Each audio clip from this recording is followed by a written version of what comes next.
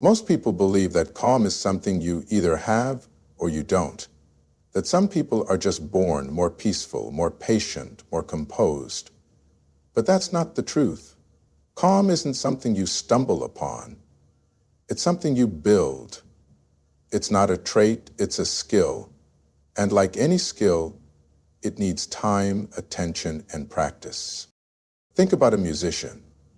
They don't pick up an instrument for the first time and play a flawless symphony. No, they practice over and over again, through mistakes, through frustration, through moments when they want to quit. But something keeps them going, the vision of who they're becoming. And with each day, their hands move smoother, their ears grow sharper, and what once felt impossible becomes second nature. Training your mind to be calm is no different. You won't master it in one day. It takes presence, it takes intention, and above all, it takes the courage to slow down in a world that's always trying to speed you up. You see, we live in a world that thrives on urgency. Everything demands your attention. News alerts, opinions, deadlines, distractions, always pulling, always pressing. And in that pressure, many people lose themselves. They react without thinking. They speak before listening. They act out of fear instead of clarity. But when you begin to train your mind, truly train it, you start to see differently. You begin to recognize the gap between what happens around you and how you choose to respond. That gap is where your power lives, and the wider you make that space, the more peace you find within it. It starts small, a single breath before you speak, a pause before you react, a moment of stillness before you let a thought become an action. And in those quiet choices, your strength begins to grow. Not the loud kind of strength, not the one that demands to be seen, but the deep, steady strength that doesn't flinch when the world shakes. Calm isn't the absence of emotion. It's not detachment. It's control. It's mastery. It's the ability to feel everything and still choose your response. To face the fire without letting it consume you. To move through the storm without losing your direction. And yes, it will be tested. You'll have days when everything pushes you to react, to explode, to fall back into old habits. But that's the moment you lean in. That's when you remind yourself, this isn't about perfection. This is about progress, about choosing stillness one moment at a time until it becomes your default setting. The truth is, anyone can be calm when life is easy, but the person who can stay calm when life gets hard, that's someone who's done the work. That's someone who's earned it. And the good news? That someone can be you. It all begins with a choice. A choice to train your mind. A choice to build the kind of peace that doesn't depend on your surroundings. The kind of peace that stands unshaken no matter what comes your way. And once you've built that, there's no storm strong enough to break you. We spend so much of our lives trying to grasp what was never ours to hold. We worry about what others think, we obsess over outcomes, we replay the past and try to forecast the future, as if all this mental gymnastics could somehow shield us from pain. But the truth is, it only creates more of it. We tie our peace to things we can't predict, can't change, can't control. And then we wonder why we feel so restless, so overwhelmed. There's a quiet kind of wisdom that begins to take root when you learn this. Not everything requires your grip. Not every storm is yours to calm. Not every opinion needs a response. When you begin to release the need to control what's outside of you, you create space for something greater inside of you, peace. It takes strength to let go, real strength, because the ego wants control. It wants certainty. It wants to manage every piece of the puzzle. But life isn't a puzzle you can solve with logic alone. Life moves in waves. Some days calm, some days crashing. And your power isn't in stopping the tide. It's in learning how to stay steady as it rises. Letting go isn't giving up. It's showing up with wisdom. It's understanding where your responsibility ends and where surrender begins. You are not responsible for other people's choices. You're not in charge of how they perceive you or whether they understand your heart. And no matter how much you prepare, some things will still unfold differently than you imagined. That's not failure. That's life doing what life does, teaching you, stretching you, molding you into someone who can carry the weight of grace. There is a quiet kind of power in learning to say, "This is not mine to carry." Not out of indifference, but out of clarity. Because when you stop trying to hold what's not yours, your hands become free to build what truly matters. You stop wasting energy chasing certainty and start investing it in presence. You stop reacting and start trusting. You stop fearing and start trusting. And trust, it changes everything. When you trust that what's meant for you will not miss you, you stop chasing and start receiving. When you trust that even detours carry purpose, you stop resenting and start learning. And when you trust that the timing of your life is held by something greater, you stop forcing and start flowing. This kind of detachment doesn't come from apathy.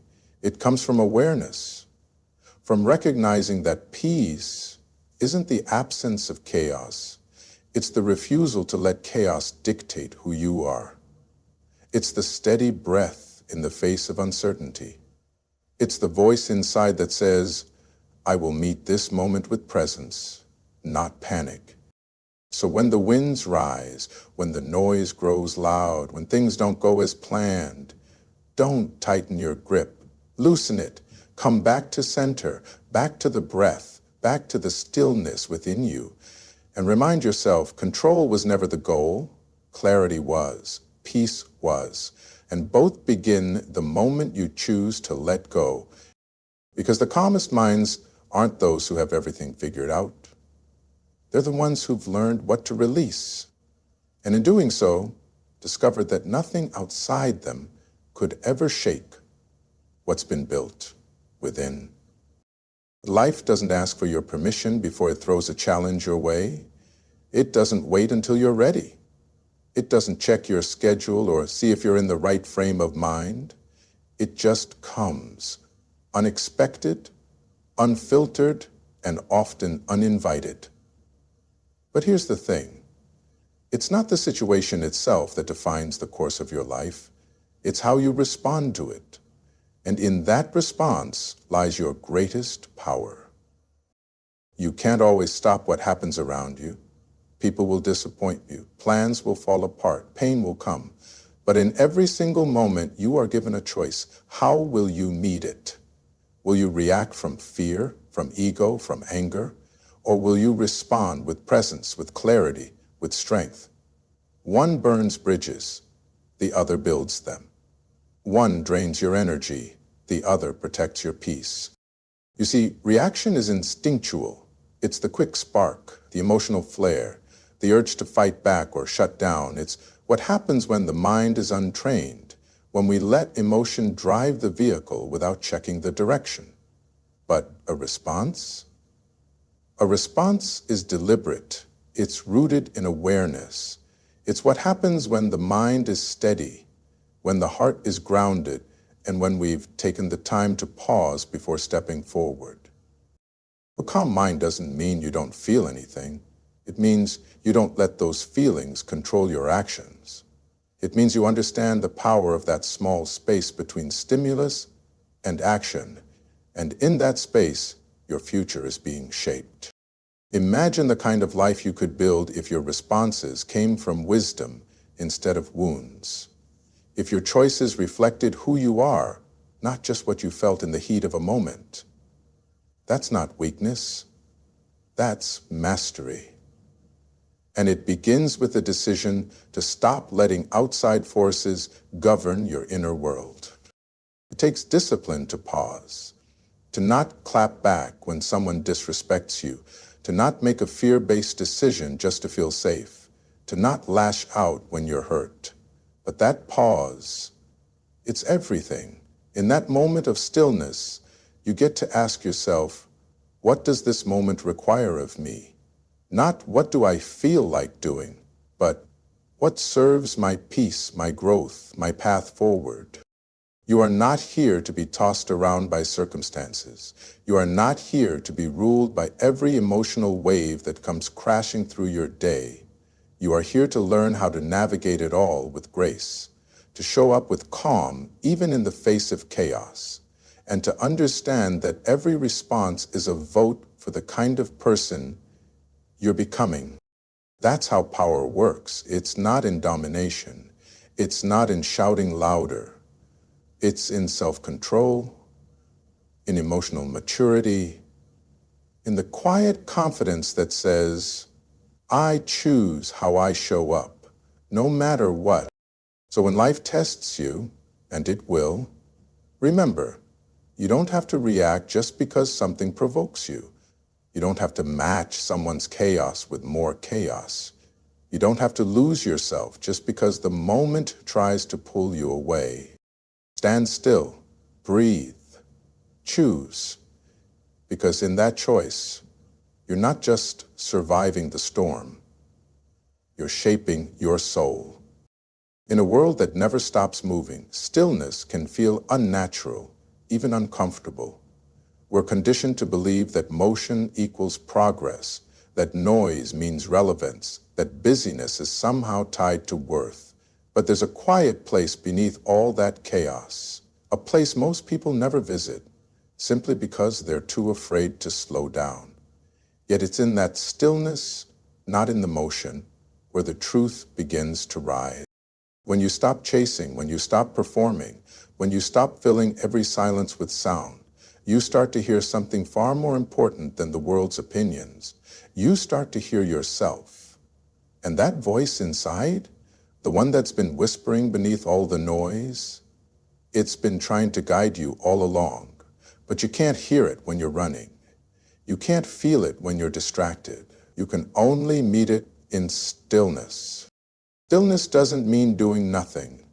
It means becoming deeply aware of everything, of your thoughts, your patterns, your fears, your truth. When the mind is calm, it sees clearly. When the heart is quiet, it feels deeply. And when the noise fades, what's real begins to emerge. That's why people avoid stillness, not because it's empty, but because it's honest. When you sit in silence, you can't escape yourself. You come face to face with what you've been ignoring, the truth about your relationships, the truth about your habits, the truth about your pain. And yes, that kind of clarity can be uncomfortable, but it's also the beginning of real transformation. You can't heal what you won't face. You can't change what you won't admit. And you can't grow while hiding behind constant movement. Stillness invites you to stop hiding, to stop numbing, to stop pretending that chaos is strength, because it's not. True strength is presence, and presence begins with stillness. When the mind is still, you begin to understand the difference between a reaction and a response, between a need and a want, between what feels urgent and what's actually important. You begin to separate what's true for you from what the world told you to believe. And that, right there, is freedom. Stillness allows the noise to settle so that the signal can shine through. And when you start operating from that inner clarity, you make different choices. You stop seeking validation and start moving with purpose. You stop chasing peace and start creating it from within. You stop performing for approval and start living from alignment. But here's the thing. Stillness won't scream for your attention. It's not loud. It doesn't demand. It waits patiently for you to remember it's there. And when you finally return to it, even for a moment, you'll wonder why you ever left. The truth has been waiting for you all along, not in the chaos, not in the rush, but in the pause between breaths, in the space between thoughts, in the silence you've been taught to avoid. That's where it lives. And once you touch it, you won't need to chase clarity anymore.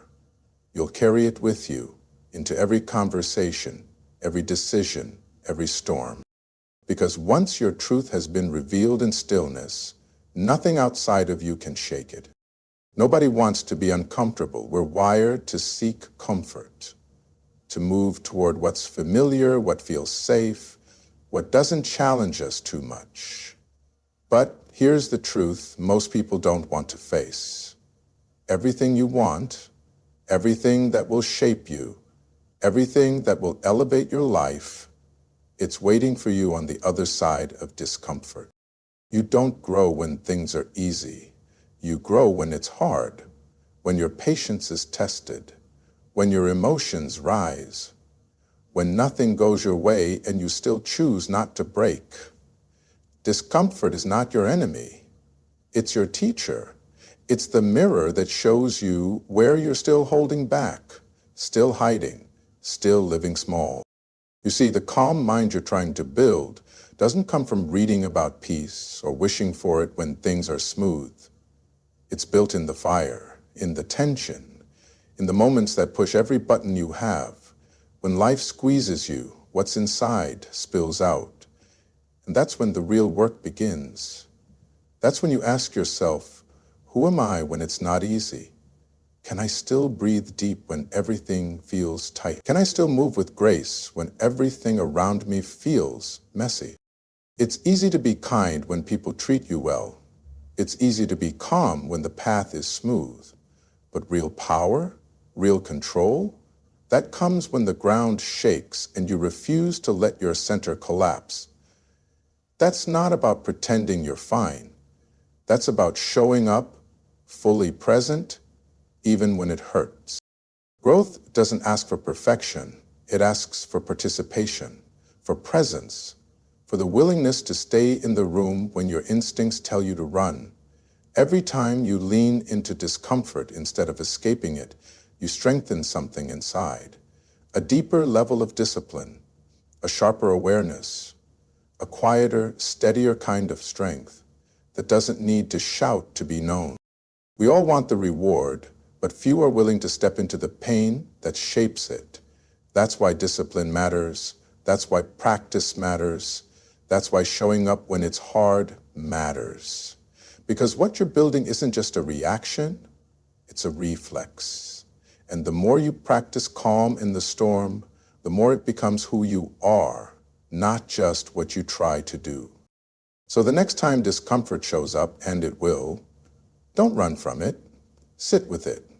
Ask what it's trying to teach you. Ask how it's inviting you to grow. Because discomfort never comes to destroy you. It comes to refine you, to strip away the noise, to show you who you've been pretending to be and who you're actually meant to become. That's how resilience is built. That's how calm becomes your foundation, not just your reaction. Through the tension, through the fire, through the pain you never wanted but now realize you needed.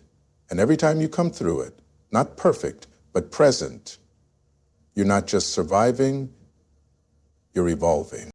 So if you find yourself in a moment that feels too heavy, too uncertain, too hard to bear, know this: you're not breaking down, you're being built up. Right here, right now. In this very discomfort, your calm is being forged. There comes a point in every journey where logic runs out, where plans fall apart, timing slips through your hands, and all you're left with is a choice to trust or to retreat. That's where faith steps in. Not blind faith, not passive hope, but the kind of faith that whispers, keep going, even when the road ahead is hidden in fog.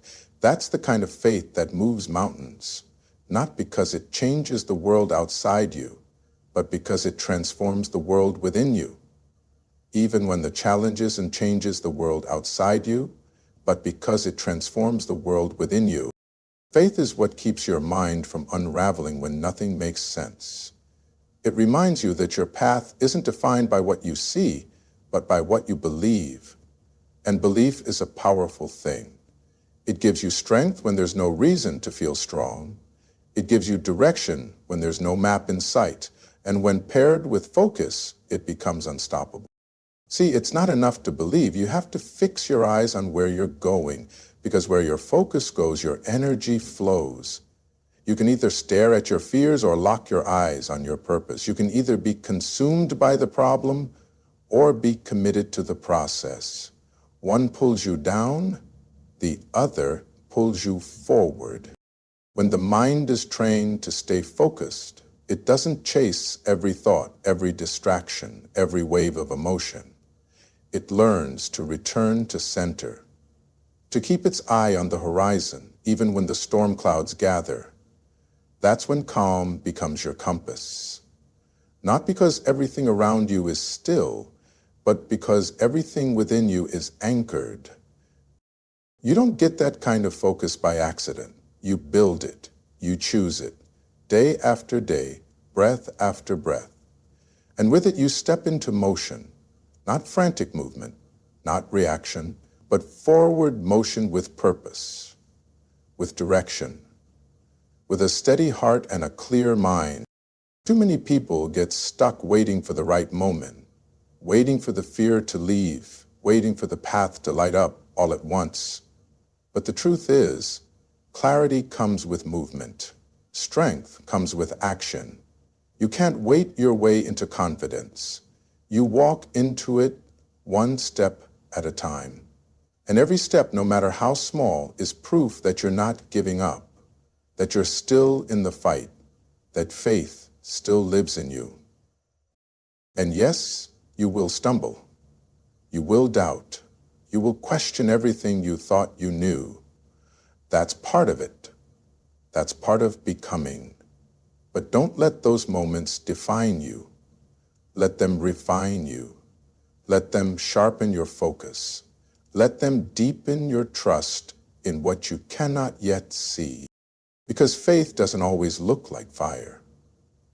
Sometimes it looks like quiet perseverance, like showing up again when you feel empty, like trusting the process when the results haven't arrived, like moving forward even with trembling hands and an uncertain heart.